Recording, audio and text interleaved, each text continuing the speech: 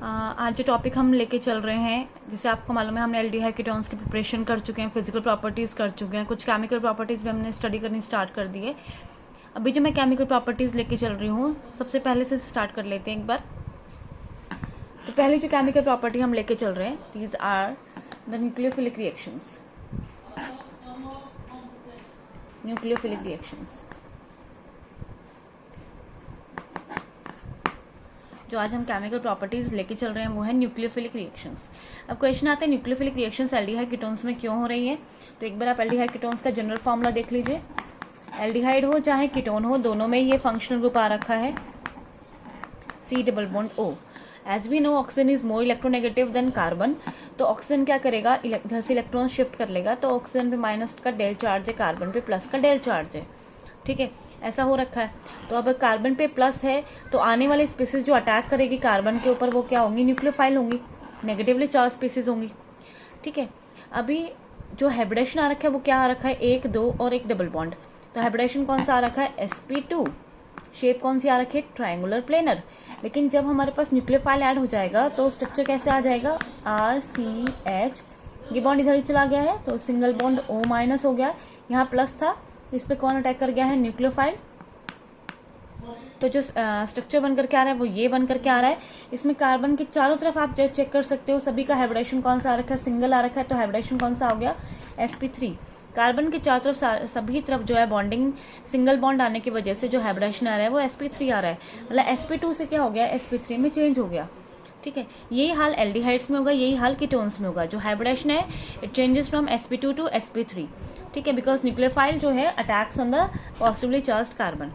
अब यहाँ पर एक और भी मेन पॉइंट है, जो अधिकतर एल्डिहाइड कीटोन्स के जो न्यूक्लियोफिलिक रिएक्शंस हैं वो किसकी प्रेजेंस में होती है, एसिड की प्रेजेंस में होती है।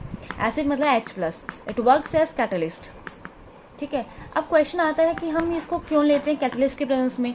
अब एसिड है तो कंडीशंस, अगर pH की मैं बात करती हूँ तो pH आपको मालूम है, अगर pH 7 है तो न्यूट्रल है, अगर मोर देन 7 है तो वो क्या हो जाएगा, अगर 7 से जो है ज्यादा जा रहा है तो इसका मतलब वो क्या हो गया, बेसिक हो गया। और अगर 7 से कम जा रहा है तो वो क्या हो गया, एसिडिक हो गया। तो यहाँ जो pH होता है वो 7 से कम होता है, लगभग 3 to 4 pH जाता है यहाँ पर। अब क्वेश्चन आ रहा है कि 3 to 4 pH आने का मतलब कि जो कंडीशन है वो एसिडिक है, क्योंकि जो वहाँ पर जो एसिड है वो इट वर्क्स एज कैटलिस्ट। अब क्वेश्चन आता है कि ऐसा क्यों, कैटलिस्ट यहाँ पर क्यों यूज किया जा रहा है। तो उसका रीजन ये है, देखो जैसे ये यहाँ जा रहा है तो इसका मतलब H+ कंबाइंस विद O-। ठीक है, एक्चुअली में होता क्या है, ये H+ इसके साथ कंबाइन होगा तो ये जो है इलेक्ट्रॉन्स अच्छे से यहाँ जाएंगे, तो जो कार्बन है वो अच्छे से क्या हो जाएगा, पॉजिटिव चार्ज हो जाएगा। मतलब कि एसिड कैटलिस्ट इसलिए चूज करते हैं ताकि वो ऑक्सीजन से इलेक्ट्रॉन को ले ले। ऑक्सीजन से कौन लेगा, H लेगा। तो ऑक्सीजन किससे खींचेगा, कार्बन से। तो कार्बन का जो पॉजिटिव चार्ज है वो इंक्रीज हो जाएगा। अगर कार्बन का पॉजिटिव चार्ज इंक्रीज होगा तो न्यूक्लियोफाइल कैसा भी हो, आइदर अगर न्यूक्लियोफाइल काफी वीक है तो वो भी इसके ऊपर जो है आराम से अटैक कर पाएगा। जो हमारी बात यहाँ पर ये है कि अगर हम न्यूक्लियोफाइल वीक भी यूज करते हैं ना तो वो आराम से पॉजिटिवली चार्ज कार्बन पे अटैक कर जाए। इसके लिए जरूरी है कार्बन का पॉजिटिव चार्ज ज्यादा होना चाहिए, और ये ज्यादा तब होगा जब ये ज्यादा इलेक्ट्रॉन किसकी तरफ जाएंगे, ऑक्सीजन की तरफ जाएंगे। इसलिए ऑक्सीजन को कंबाइन कर दिया किसके साथ, कैटलिस्ट के साथ।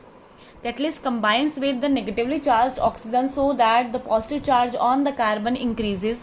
That's why weak nucleophiles also attack on the carbon. ठीक है, तो यहाँ पर ये चीज हुई हमारे पास। अब हम इसके ना कुछ रिएक्शंस पढ़कर देखते हैं। जितने भी हम न्यूक्लियोफिलिक रिएक्शंस करने जा रहे हैं इसमें हम 2 तरह की रिएक्शंस करेंगे। कुछ रिएक्शंस करेंगे कंप्लीट एडिशन की, और कुछ रिएक्शंस करेंगे एडिशन प्लस एलिमिनेशन की।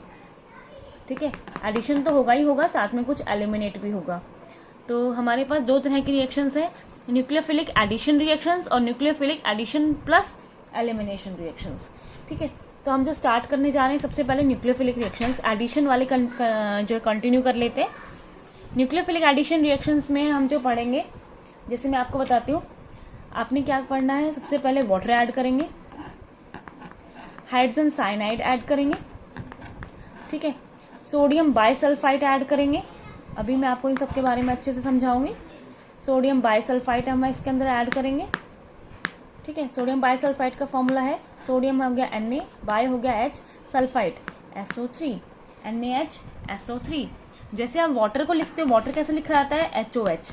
H पे क्या आता है प्लस, OH पे क्या आता है माइनस। सिमिलरली HCN, H पे क्या आएगा प्लस, CN पे क्या आएगा माइनस।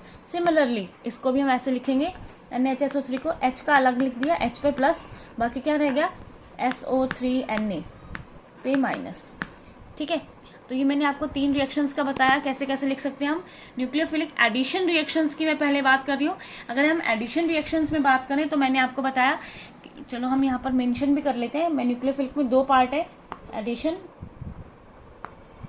तो ये हम पढ़ रहे हैं न्यूक्लियोफिलिक एडिशन रिएक्शंस में। एडिशन ऑफ वाटर, वाटर में OH हो गया plus del minus del. Addition of hydrogen cyanide HCN, H पे प्लस CN पे minus. Addition of sodium bisulphide, sodium मतलब Na, बाई मतलब H, सल्फाइड SO3, NaHSO3, इसको भी मैंने कैसे लिखा HSO3Na। चौथा part, addition of Grignard reagent, Grignard reagent हमने इसके अंदर ऐड करना है। आपको मालूम है ग्रिग्नार्ड रिएजेंट सभी को, फॉर्मूला क्या आता है ग्रिग्नार्ड रिएजेंट का RMgx, इसको तो R ही है, इसको ऐसे ही लेना पड़ेगा हमें। इसमें चार्जेस भी मालूम है प्लस डेल माइनस डेल, इनमें सब में ना आपको चार्जेस पता होने चाहिए। और इसके बाद जो 5वां रिएक्शन है, आखिरी रिएक्शन है एडिशन के अंदर, वो है एडिशन ऑफ एल्कोहल। एल्कोहल का मतलब आपको मालूम है ROH है ना, लिखेंगे इसको भी वैसे ही, H पे प्लस OR पे माइनस, जैसे हम करते आ रहे हैं वैसे ही। तो ये 5 रिएक्शंस हैं जो हम पढ़ेंगे न्यूक्लियोफिलिक एडिशन रिएक्शंस में। दोबारा से सुन लो, एडिशन ऑफ वाटर, जब एडिशन ऑफ वाटर करोगे तो जो आपके पास प्रोडक्ट बनेगा, this is known as hydrate. Water add करने से जो चीज बनती है वो बनती है hydrate. Addition of hydrogen cyanide, hydrogen cyanide add करोगे तो जो प्रोडक्ट बनेगा नॉन एज साइनोहाइड्रिन, उसका नाम होगा साइनोहाइड्रिन। ठीक है, हाइड्रोजन साइनाइड जोड़ने के बाद जो प्रोडक्ट बनता है उसको बोलते हैं cyanohydrin. Sodium bisulphide, sodium bisulphide add करोगे तो जो बन करके आएगा प्रोडक्ट, उसको बाइसल्फाइड एडक्ट भी कह देते हैं, नॉर्मली एडक्ट भी कह देते हैं। इसको बाइसल्फाइड एडक्ट भी कह सकते हैं, या नॉर्मल तरीके से आप एडक्ट भी कह सकते हो। ग्रिग्नार्ड रिएजेंट से ऐसा कोई इसका पर्टिकुलर कोई नाम नहीं है। ठीक है, और एल्कोहल, एल्कोहल के बहुत अलग अलग नाम है, इसका भी मैं आपको बताऊंगी। इसमें पता है क्या है, अगर एल्डिहाइड लेते हो और उसमें अल्कोहल डालते हो, ठीक है, तो नाम होता है कुछ अलग, और कीटोन लेते हो तो नाम होता है अलग। जैसे एल्डिहाइड है, उसमें आपने अल्कोहल डाला एक बार, तो जो प्रोडक्ट बनेगा उसको बोलेंगे हेमी एसिटल। अभी हम रिएक्शंस करके देखेंगे। Aldehyde plus 1 mole of alcohol gives hemiacetal. आप इसमें फिर से अल्कोहल ऐड कर रहे हो तो it will form acetal. Hemi मतलब आधा, एसिटल मतलब पूरा। हेमी एसिटल बनेगा पहले, फिर उसके बाद एसिटल बनेगा अगर एल्डिहाइड लेते हो तो। ठीक है, अगर कीटोन लेते हो तो नाम अलग हो जाएंगे। अगर कीटोन लेते हो, फिर से वही बात है, अगर अल्कोहल डालते हो पहली बार में तो जो बन करके आएगा नॉन एज हेमिकीटल, जो बन करके आएगा नॉन एज हेमिकीटल। आप दोबारा इसमें अल्कोहल ऐड करोगे तो बन करके आएगा कीटल। ये पेपर में आते हैं, हेमी एसिटल क्या होता है डिफाइन करो, तो आपको डेफिनेशन भी देनी पड़ेगी विद एग्जाम्पल। कोई एग्जाम्पल कहे चाहे नहीं कहे, आपको एग्जाम्पल देना ही पड़ेगा। साइनोहाइड्रिन क्या होता है, कीटल क्या होता है, हेमिकीटल क्या होता है, तो आपको ये चीज़ें पता होनी चाहिए।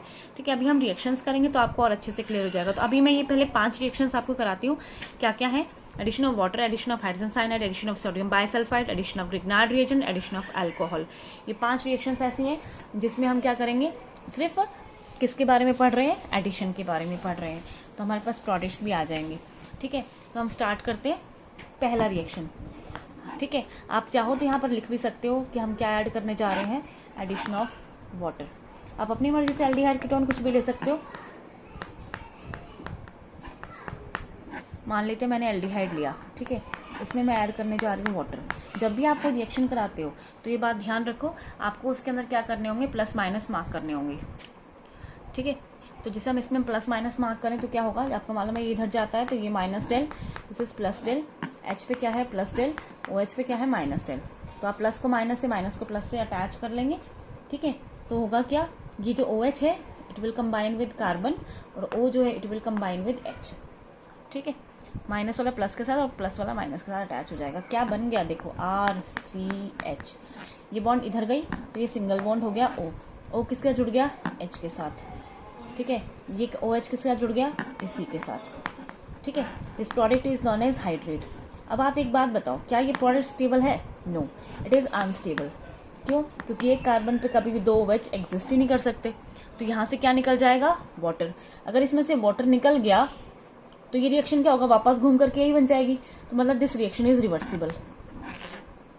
This is a reversible reaction because एक कार्बन पर दो जो है OH एग्जिस्ट नहीं कर सकते, because so this is reaction is reversible. अब रिवर्सिबल है तो थोड़ी देर के बाद क्या होगा? आफ्टर सम टाइम इक्विलिब्रियम जो है वो क्रिएट हो जाएगा। अब इक्विलिब्रियम भी बहुत सारे फैक्टर्स पर डिपेंड करता है, लेकिन जो मेन चीज है, अगर आपको आता है एडिशन ऑफ वाटर तो आप बना सकते हो हाइड्रेट। ठीक है, क्लियर हो गया होगा। ऐसे ही मैं दूसरा लेके चलते हैं, addition of hydrogen cyanide. Hydrogen cyanide add करने जा रहे हैं। ठीक है, अगर इसका भी ऐसे ही बिल्कुल सेम आप सारी रिएक्शंस कर सकते हो बहुत ही इजी तरीके से। HCl प्लस माइनस मार्क करेंगे, O पे माइनस है, ये प्लस है, ये बॉन्ड यहाँ को शिफ्ट हो रही है। ठीक है, अब H प्लस Cn माइनस। ठीक है, आप स्टार्ट कर सकते हो। सबसे पहले क्या होगा? Cn माइनस अटैक करेगा इसके ऊपर।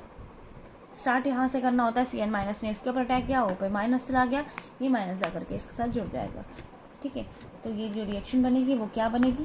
RCH। ये बॉन्ड यहाँ चला गया तो एक्चुअली में O पे माइनस था और ये Cn इसके ऊपर अटैच हो गया और O किसके साथ जुड़ गया? H के साथ। आप इसको आगे दिखा सकते हो, O के साथ हो गया H। ठीक है, this product is known as cyanohydrin. यहाँ पर एक क्वेश्चन भी बनता है। एक्चुअली इस रिएक्शन पे क्वेश्चन क्या बनता है? This reaction occurs in the presence of pH 9 to 10, मतलब this is base catalysed reaction. Question आता है कि ऐसा क्यों? बेस कैटेलाइज्ड रिएक्शन इसलिए है क्योंकि जो HCN है ये बहुत ही वीक जो है, कह सकते हैं यहाँ पर न्यूक्लियोफाइल है। ठीक है, इसमें से H को निकालना, वीक एसिड है ना काफी, तो H को निकालना काफी मुश्किल है।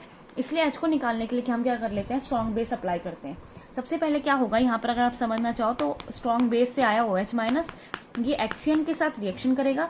OH माइनस यहाँ से H प्लस को निकाल करके वाटर बना देगा, तो फॉर्मेशन किसकी हो जाएगी? Cn माइनस की। This is strong nucleophile cyanide ion. इसको जनरेट करने के लिए जरूरी है कि यहाँ से H प्लस को निकाला जाए, और H प्लस को निकालने के लिए हमें स्ट्रॉन्ग बेस की जरूरत पड़ रही है, इसलिए pH जो है वो बेसिक मीडियम का चला गया। ठीक है।